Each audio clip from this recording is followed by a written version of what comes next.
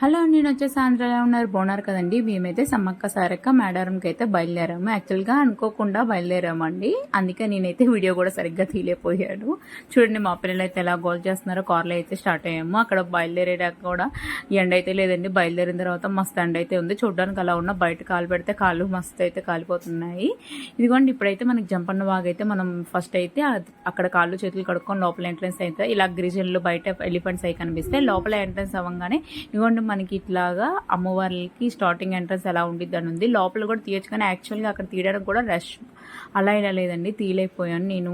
లోపల అయితే వీడియో అక్కడ తోసుకుంటున్నారండి. యాక్చువల్గా అక్కడ అమ్మవారికి బెల్లం అయితే సమర్పిస్తారు. దాన్ని బంగారం అని చెప్పి దేవుడికి సమర్పించి దాన్ని మనకి ఇంటికి అయితే ఇస్తారు. మేమైతే చీర జాకెట్టు అమ్మవారికి సమర్పించి కోడిని అయితే చూపించి అమ్మవారికి అయితే సమర్పించి తర్వాత అయితే మేము వండుకొని అయితే తిన్నాం. యాక్చువల్గా అప్పుడైతే వీడియో తీయడం కుదరలేదండి, ఎందుకంటే అక్కడ మస్తు గాలి అది వేయడం వల్ల వీడియో తీయడం కుదరలేదు. మీరు చూడొచ్చు అక్కడైతే ఎలా ఉందో. మనం బయటకు వచ్చేటప్పుడు కూడా ఇదిగోండి ఇలా గిరిజనులది. యాక్చువల్గా అమ్మవారి కూడా చాలా ఆధ్యాత్మికంగా ఉండిద్ది. అది 2 yearsకి ఒకసారి మేడారం జాతర అయితే బాగా జరిగిద్ది. అప్పుడైతే అసలు కాలు కూడా తీసి కాలు పెట్టలేనంత జనాలు అయితే వస్తారని అంటారండి. నేనైతే ఇదే మొదటిసారి వెళ్ళడం. చాలా బాగా అయితే నాకు దర్శనం అయింది. అందరూ మంచిగా ఉండాలని అయితే కోరుకున్నాను. మీకు కనుక వీడియో నచ్చితే ప్లీజ్ లైక్ చేసి సబ్స్క్రైబ్ చేసుకోండి. ఓకేనా, బాయ్.